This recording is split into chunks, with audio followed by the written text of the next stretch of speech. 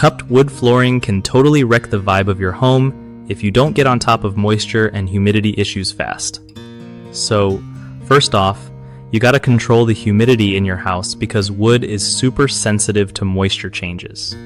Keep your home's humidity between 35 and 55% to stop the wood from sucking up too much water or drying out.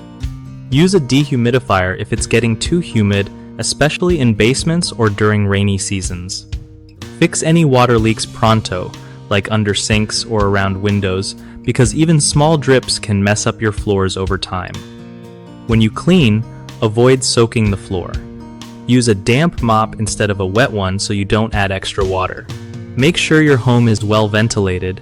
Open windows or use fans to keep air moving. If you're laying new floors, let the wood acclimate to your home's environment for a few days before installation. Lastly, check your gutters and downspouts so water doesn't pool near your house and seep inside. One of the biggest mistakes people make with cupped wood flooring is ignoring humidity control, which causes wood to swell unevenly and cup. To fix that, invest in a good hygrometer and manage indoor moisture levels daily. Another common issue is untreated water leaks. The best fix is catching leaks early and repairing plumbing or roof issues immediately to prevent ongoing damage.